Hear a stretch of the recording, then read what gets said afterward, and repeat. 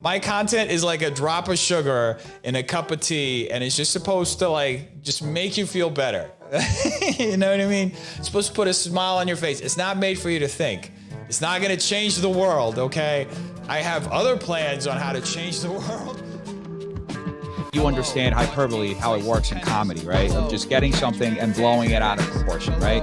You understand how that can be funny, right? In other news, Dream exposed an all-right YouTuber. Like personally, I don't try to go after that bait. I don't try to create bait or whatever. I have also seen no evidence to back up any of these statements that the commentator is making, but we won't really touch on that because, you know, commentators are really sensitive when you call them out on anything. Because if you're gonna make some money off of some alleged pedos, might as well make a lot of it. So I'm gonna bring it onto my bigger platform so everybody sees it and we can make this conversation about me.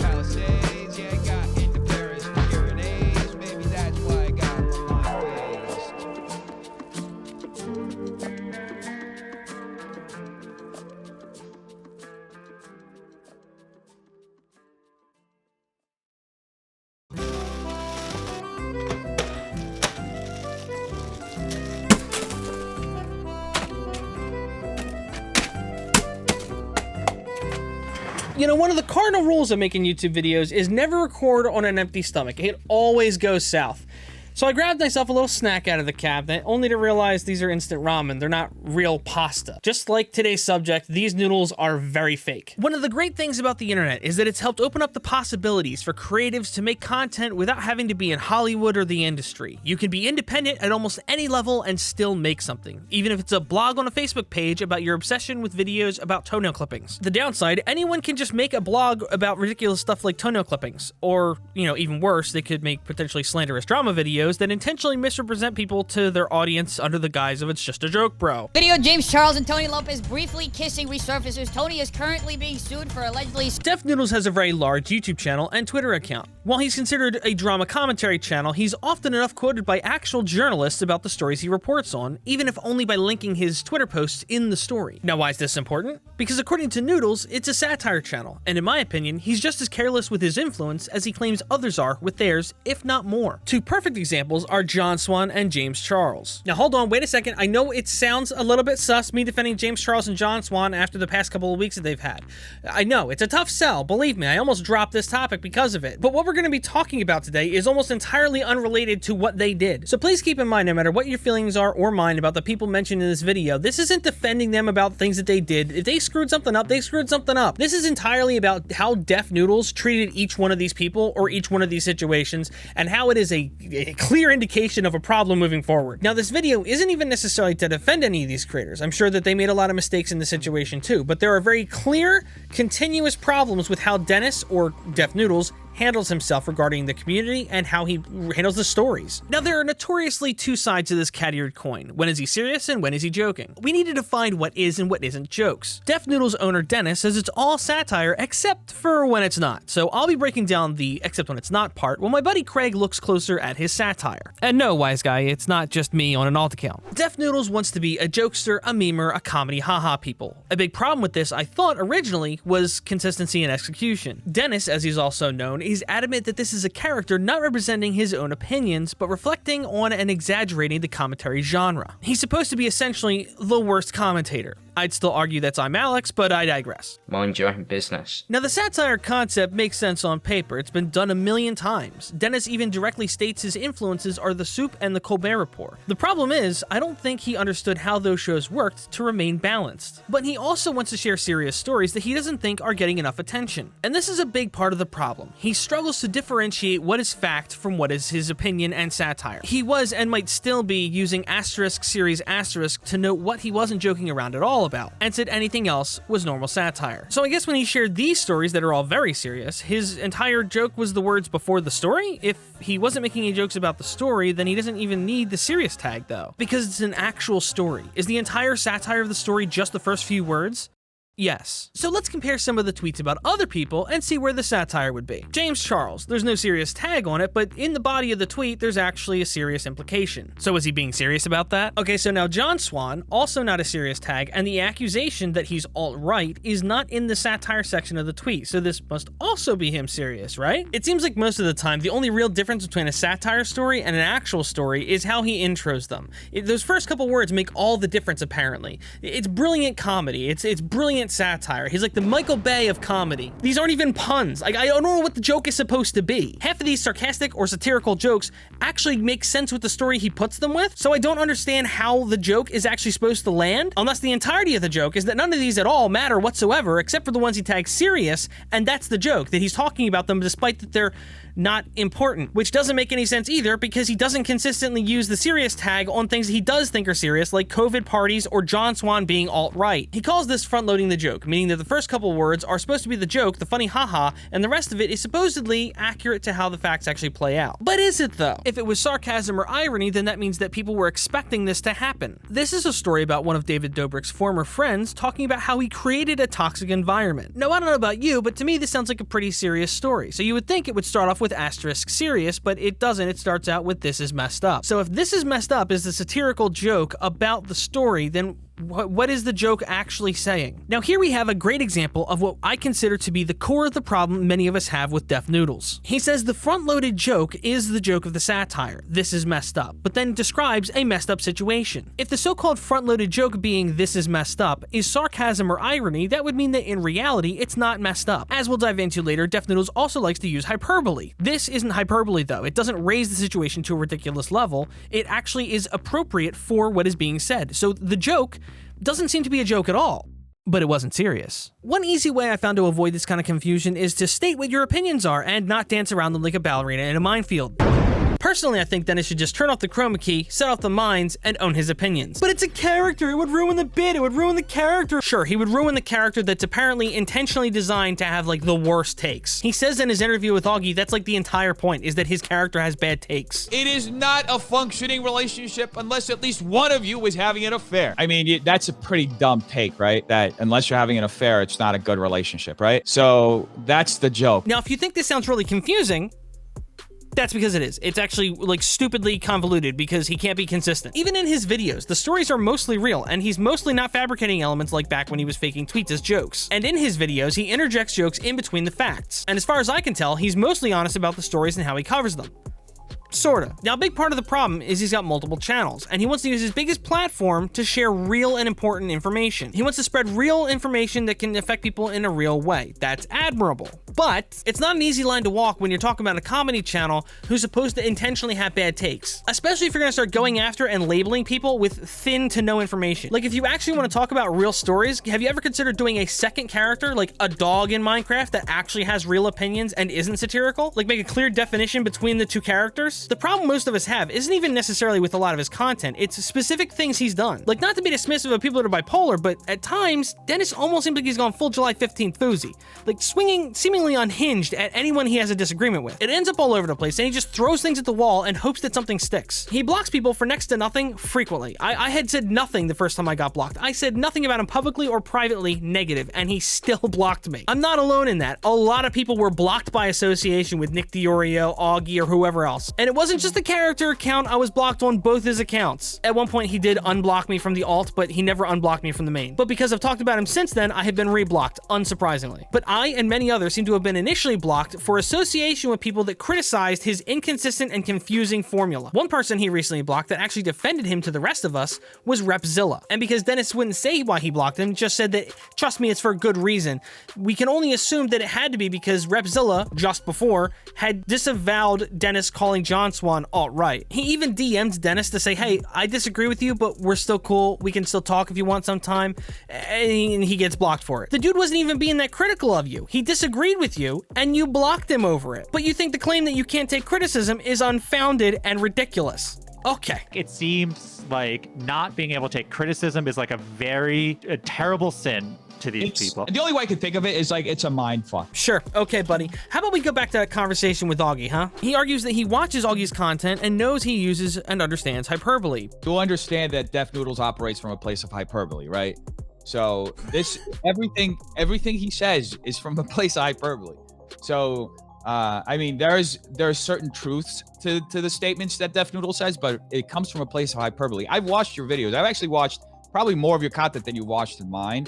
And I know that you understand hyperbole, how it works in comedy, right? Of just getting something and blowing it out of proportion, right? You understand how that can be funny, right? But then doesn't understand later when Augie was making hyperbolic jokes. And I mean, I even have a tweet of yours where you say that you enjoy directing your audience like at people, you know, like, and we can look at that later if you want. But Pull it up now. Mob mentality is unironically the best part of being a public figure online. Nothing is better than sending hundreds of people to validate all your arguments and overpower anyone who says you're wrong. It's not coming from the tweet. It's coming from the sentiment that you're expressing. That's right. Well, I myself pride myself. I don't consider myself a comedian, but I do consider myself very funny. And one of the things that I like in comedy, as you had mentioned just previously, was hyperbole.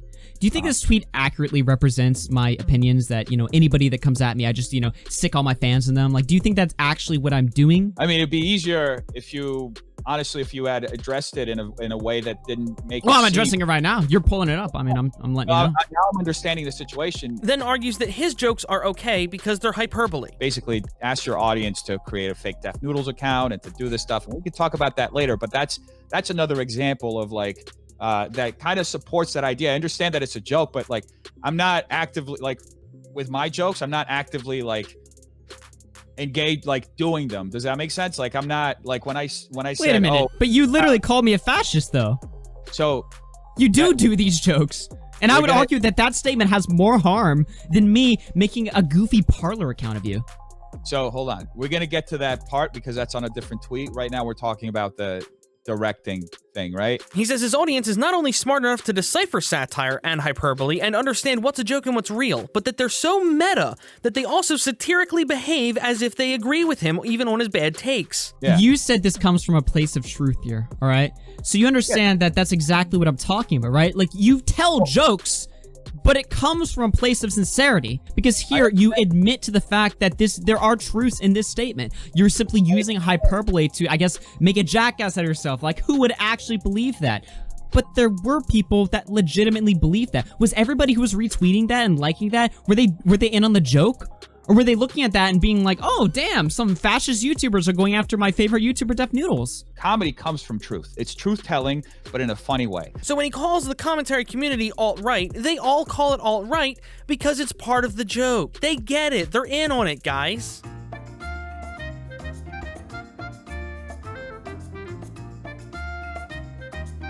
But while he plays things off as just jokes and says no one should be mad about just jokes, he says there's also truth in every joke. His defense for labeling people bad things and making wild insinuations about people is okay because it's just a joke. It's not serious, it's a funny haha laughing till crying emoji. But while it's a joke, I also believe it's true, so I will justify it by giving an example or two. So he claims that Nick, Augie, and the rest of the group flirt with fascism and racism behind a mask of edgy humor. It was a joke, it was hyperbolic though. Using this terminology has clear implications, but then the audience are also just being hyperbolic when parroting his terminology. That's all it is. It's just a joke. A big part of the problem here is his interpretation of the joke doesn't even make any sense. They flirt with fascism and racism while hiding behind a mask. It means that you're covering for your actions by saying it's a joke. The joke being a mask, meaning they actually feel that way. The clear implication here is that they actually believe these things but make ironic jokes about it to hide how they actually feel. It's kind of funny, isn't it, how all this time one of the main criticisms of Def Noodles is that he hides behind jokes whenever he screws up. Well, it was okay. I screwed that up because it was a joke. I didn't mean it. There was only a little bit of truth to it. But his whole argument against Augie is that, well, you make jokes that you hide behind like they're a shield. However, he acts like it's ridiculous for him to be held to that standard while using that standard against other people. Dennis flat out called the commentary community alt-right and then later said, no, it was a joke. I was just being hyperbolic. Is he actually this dumb or does he just think we are? Saying that they flirt with fascism, racism, and misogyny, it does very much give the extremely heavy implication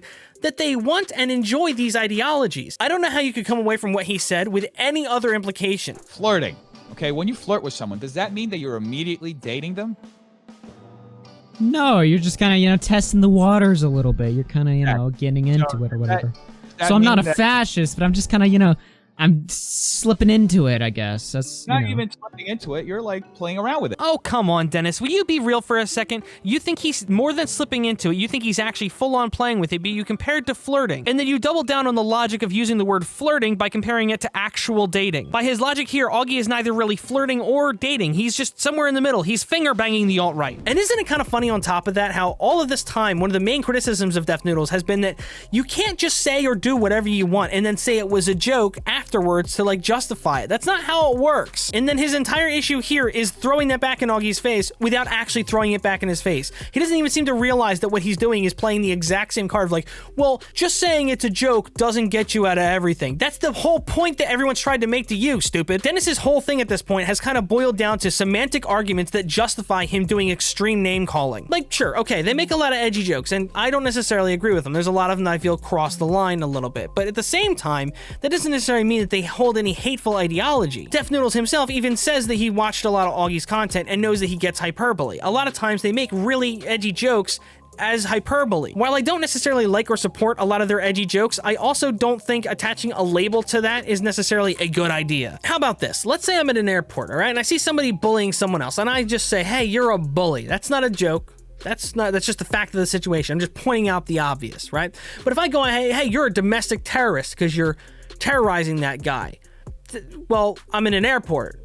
Now everyone hears me call someone a terrorist in an airport. But it was a hyperbolic joke. It's okay. It's hyperbole. There's a little bit of truth to it because he's terrorizing this guy. But it's perfectly fine because it's just a hyperbolic joke. How do you think TSA is going to feel about that? Does blowing it up to that level as a joke actually justify any of the fallout that might happen? Now, I'm not really going to speak for Grady. He's a smart kid. He can and has talked about this already himself. But when Grady made a video about Def Noodles, and Def Noodles tweeted it out with a passive-aggressive comment, later claiming that it was supposed to be promotion and that his audience were going to get that it was a joke. I really like this kid. He did a good video. That's all it is. That's a promotion. But you yourself admit that there are elements of truth in what Def Noodles say. When you're sitting out there tweeting this kid's video out with a passive-aggressive caption or whatever, is there truth in the fact that at the time you were a little bit perturbed when the video came out?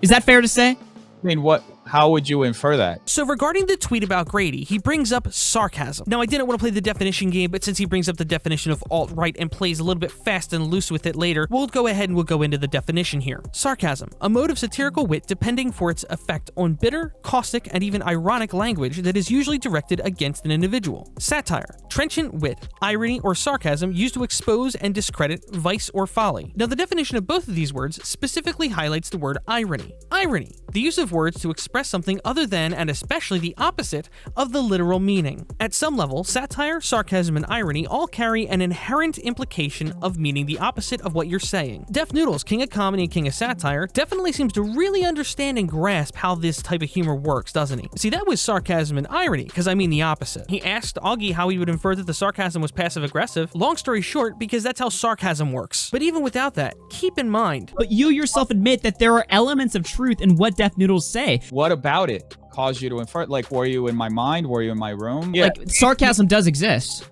So we agree that that's where Def Noodles operates, right? That he's a satirical character.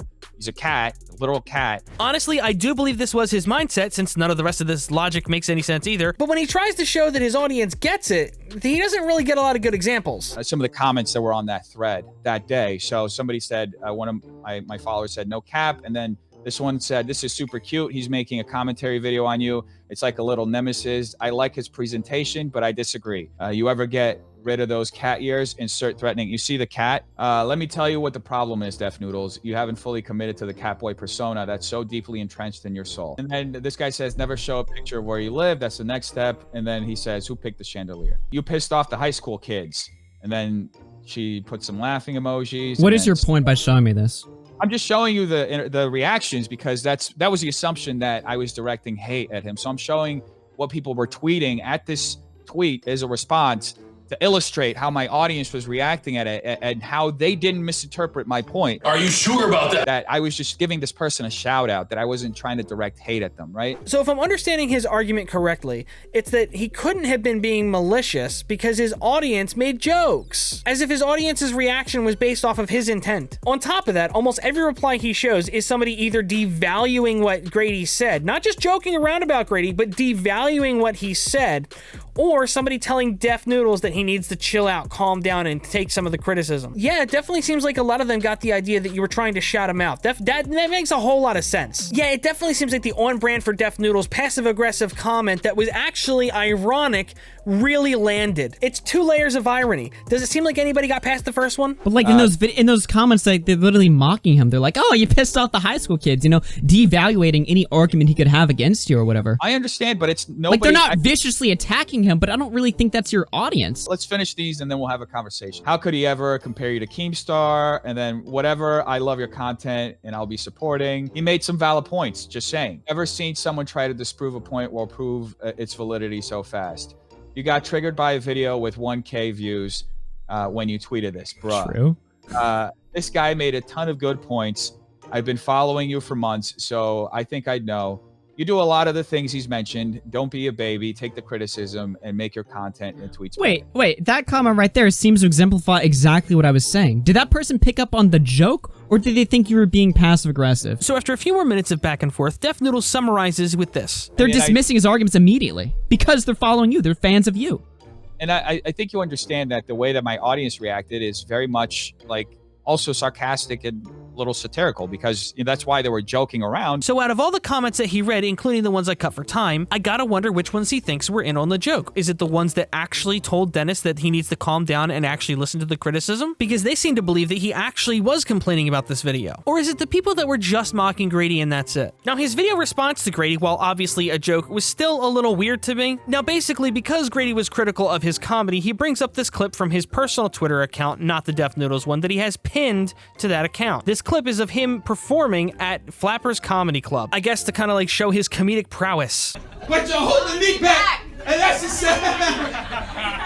I don't understand what the context is to him singing. It's just bad singing. What's the funny here? Yeah, I love that song. You guys love it too. Apparently someone was singing with me. That's great. I love Lizzo. That was my wife. What? You're married to Lizzo? No, she's the one singing with you. Oh, okay. Oh, it's not a good sign, buddy. Wait, it's not a good sign of what? I don't understand what that means. That was your wife. What did you just said that's my wife? I don't know, you're drunk. Oh, that's true and funny because it's true. But you know what? On top of all that, 2/3 of this video is him just singing badly with no context. So we have no idea what the actual bit was. So you watch 2/3 of it to get to the point where the confusion happens, leading up to him calling the guy drunk. So apparently him calling the guy drunk was so much funnier than his actual bit that he plays 2/3 of him singing badly because it's mildly funny, I guess. And then the actual punchline, the actual value of the clip is him calling a drunk guy drunk in a bar. So calling the guy drunk was funnier than your planned bit? You couldn't come up with a knock-knock joke? Also, a little side note here. Remember how Dennis and Def Noodles aren't the same? One's a character, one's not. It's funny how a clip of Dennis doing stand-up has anything to do with proving Def Noodles is or isn't a comedian. That guy from Entourage was on a show with Def Noodles? And Jimmy Dory right before him? It's just a little bit funny to me that Def Noodles makes this whole video roasting himself, but almost every argument seems to be like a misrepresented, bad faith version of the argument that was actually presented by somebody else. And then when he goes to show, for whatever reason, that he feels like he needs to prove that he's been in a stand-up comedy club, to prove that he's a comedian, he shows a bunch of information about Dennis doing stand-up, not Def Noodles. Why is Dennis doing stand-up proof that Def Noodles is a comedian? I don't understand how those two things cross. I don't know, dude. It's almost like Def Noodles took a bunch of people's arguments, misrepresented them in bad faith to make them look stupid, and then used a clip of Dennis doing stand-up to prove that he's actually a comedian, even though he doesn't actually care what people think. That's not it at all. So that's what it is. It's like this whole like meta thing. I got everything they were saying and I literally parroted it. Like I was like parroting every single point that they made as a character and then like adding like a few details here and there. Even that went over people's heads. Like Def Noodles is saying everything that everybody's saying, you know, taking himself down a peg, and still people like went after, you know, which is like, it's like double irony. Like, it's like, it just shows how on the internet, people are really willing to like really punch down, right? Yeah. in the most ruthless manner, right? And remove context to the furthest degree so they can punch down, right? Keep in mind that the situation we're talking about here is still the situation just days after Grady Hooper's video went up that Dennis had tweeted out. Dennis had over 400,000 subscribers on YouTube and nearly 50,000 followers on Twitter. So I really have to wonder how Def Noodles feels that they were punching down when even Bowblax, Augie, and everyone else I know of that was involved at this time combined had a smaller following than Def Noodles did. They're accusing this cat of playing a victim so they can make themselves look like a victim. Your ego is so out of whack that it will do whatever it can to protect itself. And people with a messed up ego can do these mental gymnastics to convince themselves they're awesome when really they're just douchebags. So now's probably as good a time as any to talk about the bird in the room, John Swan. John Swan ran into an issue with Dream, and I'm sure we're all aware of what happened there. Dream said what he heard had happened, which was that John had set up a Discord account that was impersonating him and sending sexual stuff and the N-word to people. Then Def Noodles jumps in the story and calls John alt-right on Twitter. Well, that wasn't part of the allegation. Where'd that come from? And I don't think John had previously been labeled alt-right by anybody else either. So this seemed like an awfully out-of-the-blue tweet. Where was he getting that from? Well, later he justifies it on his personal account by saying it makes sense when you look at the definition this way, and then puts up the definition with a screenshot of a video exposing John for being transphobic. Now the problem here, first off, the video never shows where John had actually been transphobic. His argument was look on Twitter and he describes the stuff. Secondly, it was over a single situation that I'm aware of where there was a disagreement about neo-pronouns and the resulting stream about them later. John even had people on the stream talking to him about neo-pronouns that disagreed with him. At worst, I would say that what I saw was disrespectful, but not hateful. Regardless, Dennis doesn't even link to the video, merely post a screenshot of the thumbnail, and that's it. So John has now been called alt-right to Def Noodles' audience of 50,000 on Twitter because someone said so. Then later in his video, he does it again to his 500,000 sub audience. In other news, Dream exposed an alt-right YouTuber. It's pretty well known nowadays that in the majority of mainstream media and social media, alt-right is a term that is synonymous with racism, fascism, and a ton of other extremist ideologies. Dennis, at the very least, intentionally misrepresents John Swan as a hateful person by using a word with multiple implications, which is kind of crazy because apparently all of the logic behind calling him alt-right was the fact that someone accused him of being transphobic, which if you ask me is still a little bit of an assumption there, bud. And we know this wasn't a funny haha Def Noodles moment because this was posted on his other account, on the non-character account. So this was his opinion placed in the story, or was he trying to use alt-right as clickbait to make it sound more interesting? Because, you know, hyperbole. Now for a week or two surrounding the situation, he was talking repeatedly on Twitter about how it's all a joke and only people that are getting mad are the ones that the jokes are about. That we just don't get his humor. Once again implying that only people that are alt-right would get mad about being called alt-right, as if you get falsely accused of something, you don't get mad. But it's okay though, he only implied it. He didn't flat out say it, except for when it was a joke. So even though he's implying that calling John Swan alt-right was hyperbole, he's also justifying it. So then he says the same thing about the entire commentary community, and apparently we were supposed to get it was a joke, guys. You ever see a movie or anything where they talk about the witch trials, where like the idea was like, well, we're gonna tie a bunch of rocks to a woman and throw her in the ocean, or we're gonna burn her at the stake. If she survives, well, she was a witch. If she dies, well, we know she was real. We know she wasn't a witch. Point is, damned if you do, damned if you don't. So, like, by his logic, it sounds like only people that are alt-right would be offended by being called alt-right. If you go up to AOC and call her alt-right, if she gets offended you called her alt-right, that's proof that she's alt-right. Only people offended by the joke are the ones it's about. No kidding, moron. Now, while Dennis is probably never gonna watch this video, are you, the viewer, maybe seeing where the problem is yet? Consistency. There's no consistency in execution. By the way, why does Dennis seem so confused that when he calls someone alt-right, knowing it implies multiple extremist ideologies to the majority of people both online and offline, people are going to respond with calling it misinformation and being upset with him? You're a bigot. No, I'm not. Why are you so mad? It was a joke. Because I'm not. It was a joke, but I'm not though. It's just a little true is all, but I'm not. When you point out it's slander, he laughs and says, well, take me to court then. So apparently it's only slander if you take him to court. If you can't afford to sue him, it means it's not slander, guys. Dennis took him to the court of public opinion with a false narrative, and his logic is sue me, bro. And just remember, this is all a bit. This is all a joke. It's not bad. It's not a gag. His audience gets the joke. They get it. No one's gonna mistake him calling someone alt-right for being a serious accusation at all. But there's a little truth to it. I think Dennis should probably be focusing more on TikTok content. Conspiracy and misinformation seems to be really what they like over there anymore. All right, so we gotta talk about this whole Helen Keller thing, because I've had enough. I've heard it my whole life. She's deaf, she's blind, she's amazing. No, guess what? She lied. James Charles, while not a great role model, was also wronged by Def Noodles recently. So just keep in mind, no matter what your personal feelings are about James, it doesn't undo what Def Noodles did. A few weeks before this most recent situation, Dennis gave him the old Twitter and YouTube video rope-a-dope, making a tweet showing a year-old clip from James with one of the Lopez brothers from TikTok or something. James responded, pointing out the clip was from before the allegations even came out, and Dennis doubles down on the fact that James hasn't disavowed the Lopez brothers, making a big deal about an old video on James's channel that was also from before the allegations came out because it was still live and still monetized. So James's content isn't supposed to exist anymore because bad guys were a part of making it. Now this is a brand new standard, a brand new precedent that Dennis is pushing here. We didn't say to the cast of Bill Cosby that they had to disavow him. No platform airing movies with Kevin Spacey is known as the website that defended Kevin Spacey. His shows and movies are still viewable. This might be the highest and most absurd use of guilt by association I've ever seen. Up until just a few days ago, still had a video with the Lapidos fully monetized on his channel. Because if you're gonna make some money off of some alleged pedos, might as well make a lot of it while introducing them to as many young girls as possible. Now, I guess this really struck a nerve with James, folks, because he apparently really doesn't want to disavow the Lapidos, and he responded by saying this. This was almost an entire year ago. You are such a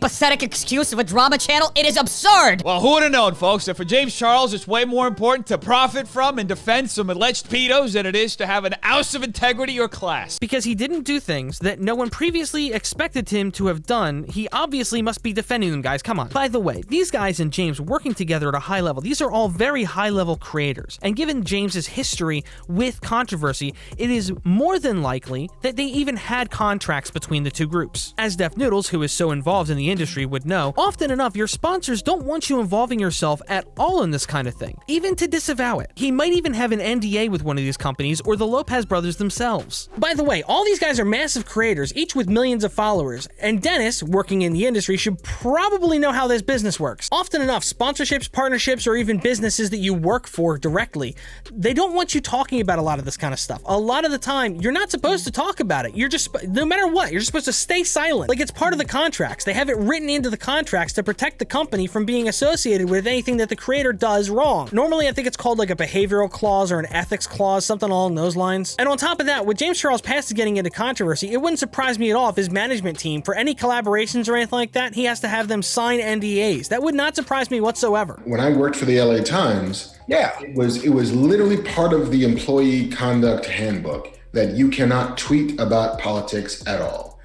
Because, it can be misconstrued that a employee of the Times' position is somehow also the LA Times' position. And they're like, you can't, it's a fireable offense. Don't do it at all.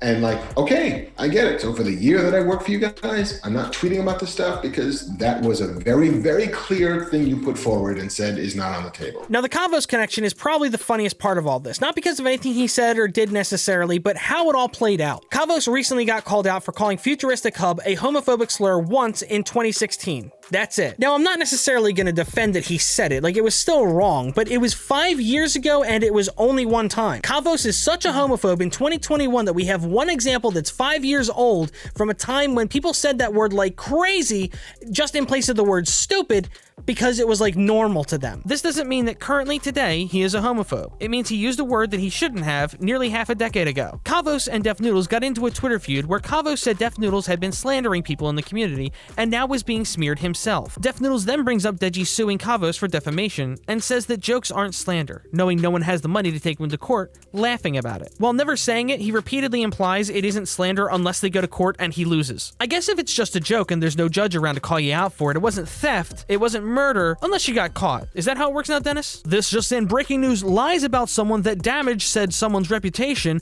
are the definition of slander. Kind of funny how he thinks it's important to follow the strict definition of alt-right, but doesn't think that the definition of slander applies to him. You can say it's all jokes you want, but at what point can you be held accountable? If Def Noodles makes a statement or a claim in bad faith and then justifies it by saying, well, it was just a joke, why are you mad about just a joke? But there's a little truth to it, then he actually believes it. That's the problem. The idea that reckless sensationalism, like calling people alt-right willy-nilly with no actual justification that actually holds up to any scrutiny, can be covered up by, it's just a joke though, except I kind of believe it, doesn't make any logical sense whatsoever. So let's put it this way. There's a big difference between comedians being clearly hyperbolic and being in character saying things without a hint of sarcasm or irony. Me, like, I'm much more mentally and emotionally mature than a lot of people my age. I'm not physically attracted to older guys, which sucks. Like, I would date like the absolute youngest, like 18, 19 that looks a little bit older, or like 24 that like has a young personality. Okay. This is a better example than just dinner. Like, I've talked to guys that live in different states and stuff, and I'm like, hey, like, why don't you come visit? Like, well, I can't afford a plane ticket. And it's like, okay, well, I can. So like, get on the plane. And like, well, I just don't really feel comfortable with that. But like, I love you and I really want to be together.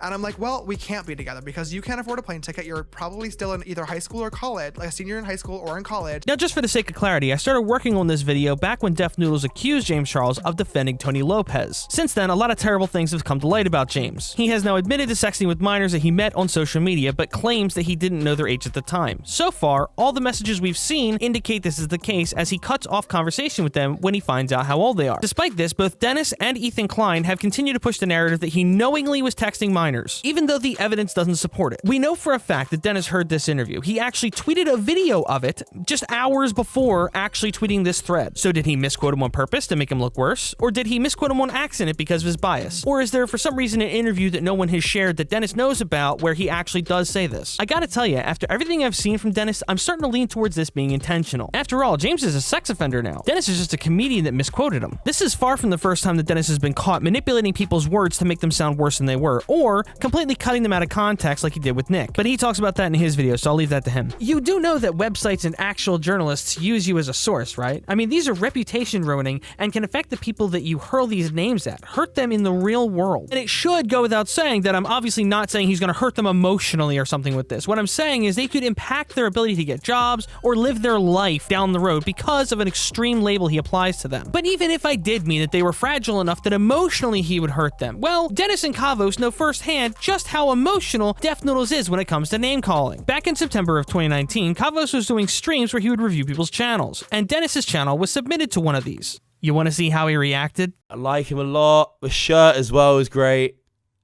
The presentation was great. I can't really think of anything wrong.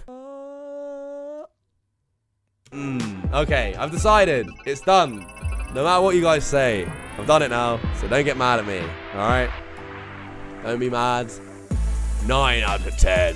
Big boy came to play. Oh, wait, sorry, that's the wrong clip. I am so embarrassed. That's actually from when he reviewed me on his stream. Never mind, my bad. Here's the right clip. Hi, I'm Dennis.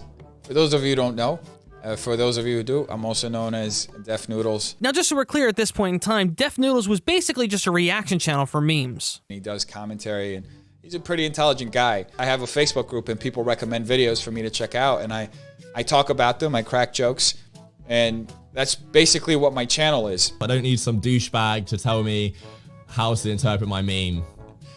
You know, that's totally fine. I totally get it. Outside of the fact that I'm a douchebag, I don't find myself to be a douchebag. I don't know what in my video caused you to think that I'm a douchebag. Don't tell me how to interpret my meme. Don't assume it, all right? I will interpret my meme how I see fit. Well, I never told you how to interpret it. What's up, buddy? How you doing? Hope you're having a good day. Kill me. Well, that's kind of mean. That's I'm just gonna say right there.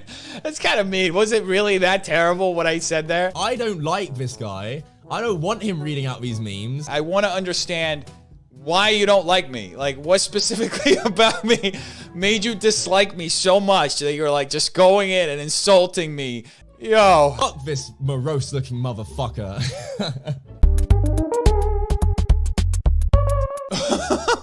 Okay, well that just hurt my feeling. Yo, look at this morose motherfucker right here. Like somebody shit in their cereal. Smells like someone shit in the cereal.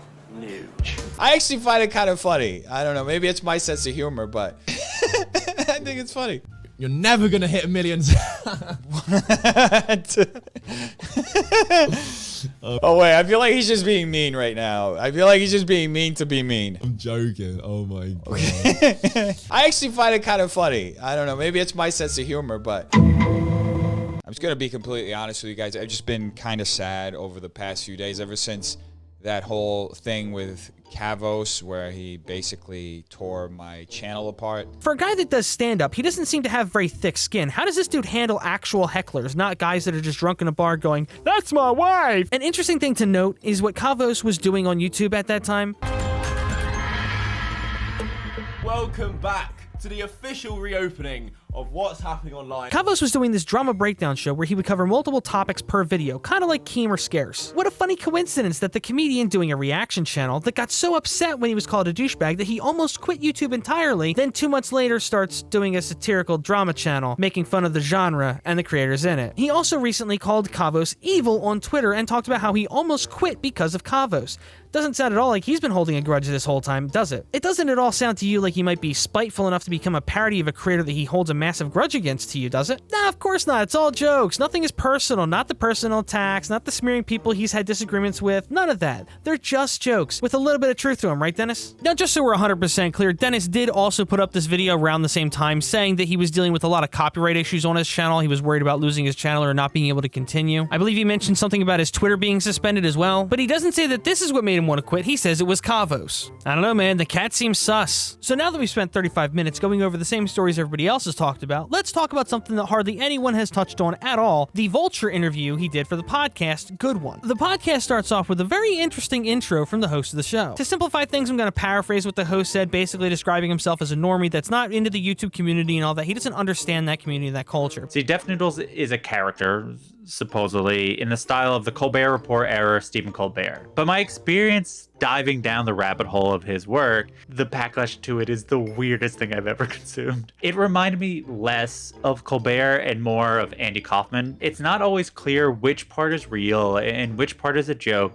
and what the joke even is sometimes. As much as he says it's all a character, I don't know if I always believe him. You know, he clearly gets something out of reporting in his way about this world. Even after talking to Dennis, my producers and I were unsure which parts were real and which weren't. He doesn't understand the backlash to Dennis, while also saying that he doesn't understand when he's being real and when he's making a joke or what the joke is. So he gets the problem we have, but he doesn't understand why we have it. But I think by the end of this podcast, Dennis gives us a couple of great examples of why he's not to be trusted. What do you think of this content? What is your point you're trying to make about this world? It goes along with like the title of the series, the most banal and irrelevant stories that anybody could be talking about. A lot of the times it's just presented with like such seriousness and people take it so seriously, right? You read the comments on TikTok Room or on Drama Alert or even on Perez Hilton's page, like, oh, so-and-so, like, had a cup of coffee today, and like people are like, what, no, how? Why would they even ever do that? You know, like. Yes, I'm sure everybody here remembers Coffeegate, and he's totally not downplaying what he talks about on his channel. Despite the fact that he had already been reporting about COVID parties for months, but on top of that, around the time this podcast started, he had already started doing videos about the David Dobrik situation. I'm making fun of outrage culture and basically how these non-stories are presented and framed in this way that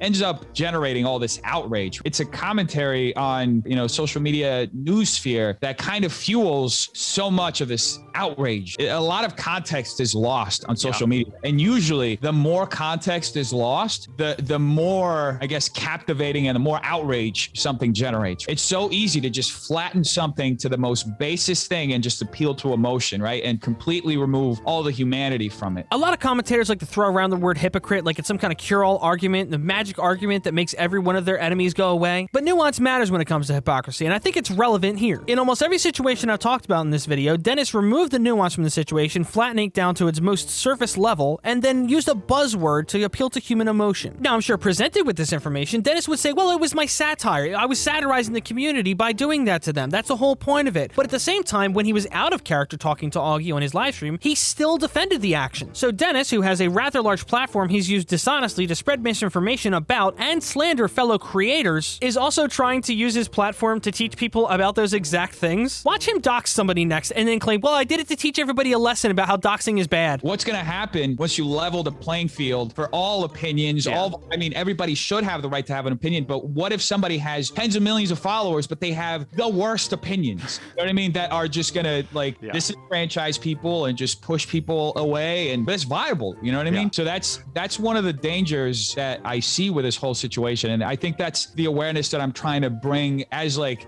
on the macro level. You got to be careful, you know, with what you say. Like social media platforms don't really like educate people who are building audiences on their platforms with the dangers of like misleading their audiences, not even in like misleading them with fake news, but leading them down like certain paths, right? Of like thought, right? There are a lot of people who have 20,000 followers. I mean, I don't think they realize just the amount of influence they can have on those 20,000. And if each one of those 20,000 gets the ideas and passes it on to 2 people, that's like growing exponentially. I just think that we have to have more awareness of what our conversations are and how we're shaping conversations. Yeah, I got to agree with you there, Dennis. I think you need to be a lot more careful with how you use your platform, who you talk about, and how you talk about them. I posted this Rodney Dangerfield quote and it got completely taken out of context.